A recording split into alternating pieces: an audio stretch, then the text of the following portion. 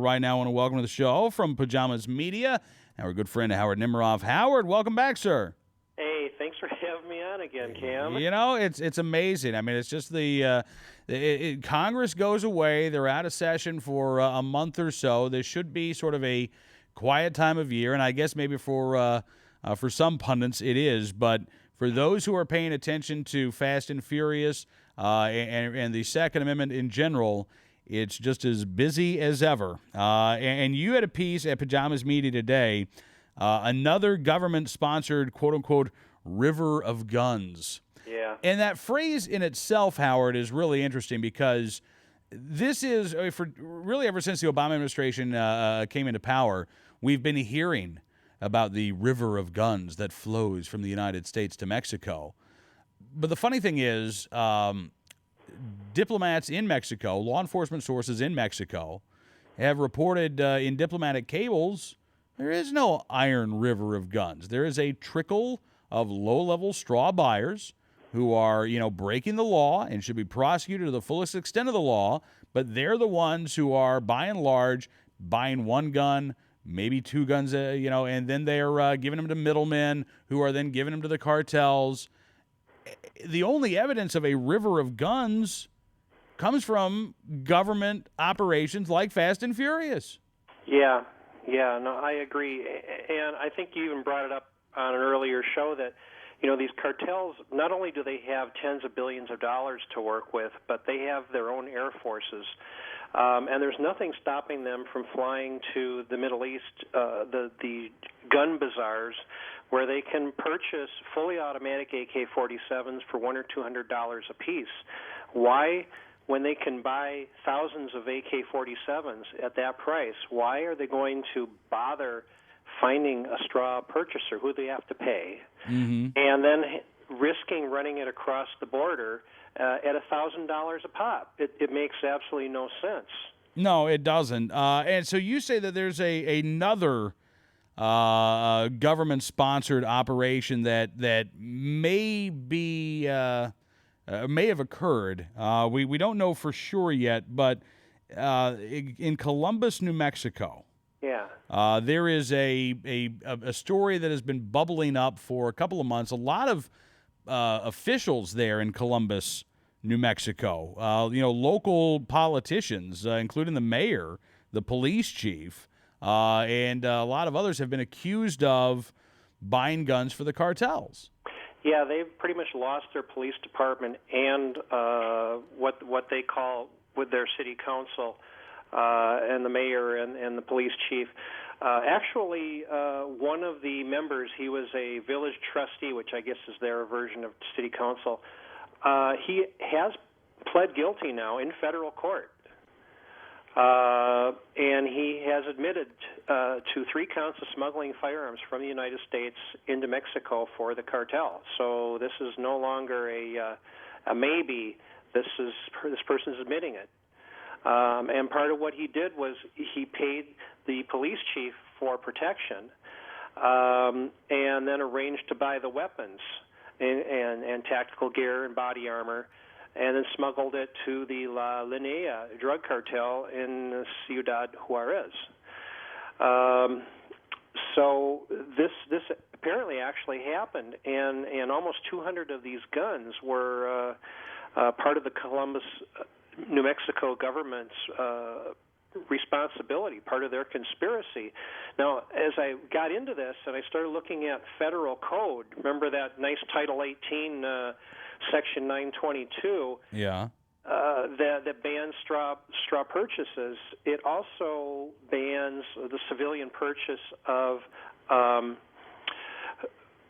the Kevlar penetrating bullets, or what they call the cop killer bullets. Right.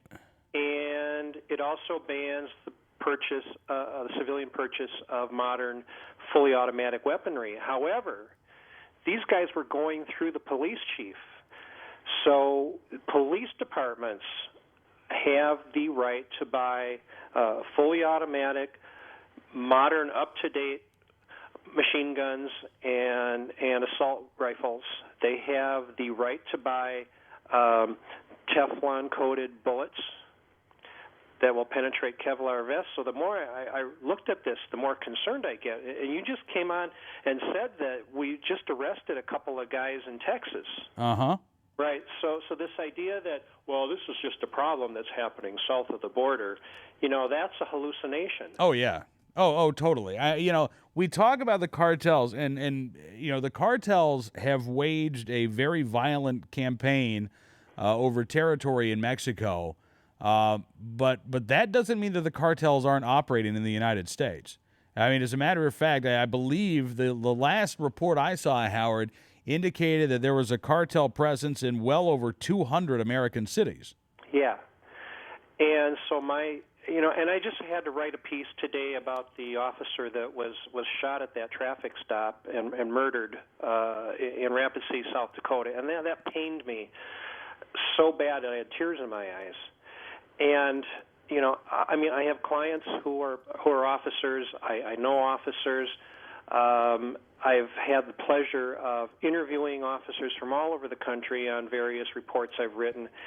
And the idea that, okay, if the cartels are coming across the border and we have corrupt police departments in this country buying cop killer bullets, if that starts coming across the border, then it scares me. Well, I think it should. This is, look, we know that the Mexico has had a problem with corruption for quite some time in terms of their public institutions, whether it's local police, whether it's frankly the political parties, the political systems themselves. They've got decades-long problems with corruption that I don't think we have on nearly the same level here in the United States.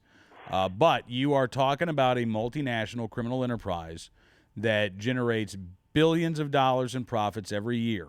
And they don't mind throwing money around if they think that it is going to buy them protection or get them information. They don't mind this. In fact, a few years ago, Howard, you know this story, I'm sure. One of the members of Calderon's own security staff was dismissed after it was disclosed that he was on the take by the Zeta cartel, who was paying him, I believe, $100,000 a month to give the Zetas information about Calderon's whereabouts, not so that they could target him, but so they could stay away from the security net. He was also supposed to provide training and weapons to the Zeta cartel, and he's getting $1.2 million a year from this cartel. One guy. And then I wrote a piece a year or two ago about it was more than 50 cartel members were broken out of that prison. Oh, yeah. And that was an inside job. I think they found that most of the people working at the prison were on the take. Yeah, absolutely. There have been, there have been a number of these prison breaks. One of the more disturbing stories I've heard about the cartels and the influence that they have in the correctional system in Mexico. There were cartel members who were actually being let out of prison by their guards to go conduct assassinations. They were handed the keys to, prison vehicles. They were handed guns from the guards, and they would go and they would commit these murders, and then they would drive themselves back to prison, give the keys back, give the guns back, and go, get locked up. They've got a built-in alibi. How could they be charged with murder when they're behind bars? It's pretty amazing in kind of a satanic way. It's Mad Max beyond Thunderdome. I mean, really, it's just it's a nightmare down there. And and if folks think that the cartels are pose no threat to us here in the United States, I think they're fooling themselves. Now you've got another interesting story, and I'm trying to figure this out because we're told, Howard, all the time that the violence in Mexico is because of our gun laws, right? Correct. That's what Eric Holder said right after Obama got into the White House. Well, we just want to make a few gun-related changes. The reinstituting the assault weapons ban will have a positive impact on Mexico. Yeah. Okay. So a new story out. Mexico's most violent city, Juarez, has had more than 1,300 homicides this year. Correct. Juarez is located right across the Rio Grande from El Paso, Texas. Mm-hmm. Yeah? Yeah. Now, I don't know how many homicides El Paso has had this year. 15. 15. Huh. Okay, so help me figure this out, Howard. U.S. gun laws are to blame for the violent crime rate in Juarez. Right. But not to blame, or you can't give any credit to the U.S. gun laws for El Paso's low homicide rate, and the two cities are right across from each other. Well, in Mexico, researcher, you know Dave Kopel, of course. Oh, yeah. He's researched this and shows that anything above a .22 caliber pistol or rifle is practically prohibited. Though, of course, if you're wealthy, there's another set of rules. That's part of that corruption you were talking about earlier. Yeah. But you know, you just have to go. What are these people talking about? Here in Texas, you know, a law-abiding citizen can walk into a gun store, buy a gun, and walk out with it, all in one fell swoop. No waiting periods, nothing. We get to carry concealed handguns in public. Yeah. And not only that, we have a law here that if you are a concealed carry licensee, you don't even have to go through the NICS background check because the FBI already checked you out as part of your licensure. So we have all these guns floating around in public and guns being legally carried in public, and El Paso has 15 homicides. I try to calculate it to put it another way. It would take El Paso criminals about 50 years to catch up to the Juarez death toll just for this January through July of 2011. Wow. You know, Howard, if people continue to insist and continue to try to blame the violence in Mexico on our gun laws, that's all really you need to say. You need to say Juarez, where they have really great gun control laws. Paul Helmke, we have Paul Helmke on tape. We got to find this, Cameron. I want to start running this like every night. We have Paul Helmke on tape from about a year ago saying maybe we need to try Mexican-style gun control laws here in the United States. I remember that, yeah. You know, they're all for Mexican-style gun control laws, even though you get results like Juarez. Yep. Meanwhile, our U.S. gun laws are in full effect in El Paso, Texas. 15 homicides this year.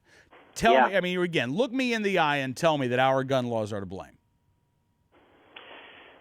Well, I don't know what to tell you. I was just reviewing my data, and again, I can repeat that when I've run the numbers with the Brady campaign's report cards, the states with the most gun control have the highest homicide rates and the lowest rates of gun ownership. Yeah. So that would stand to indicate that if we had even less gun ownership because we had Mexican-style gun laws, we would have even higher homicide rates.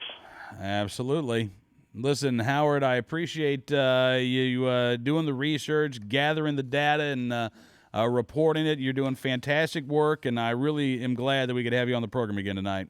Well, thank you, Cam. It was always a pleasure to visit with you. You too, sir. Look forward to doing it again very soon. Howard Nimerov from Pajamas Media with us here on the program.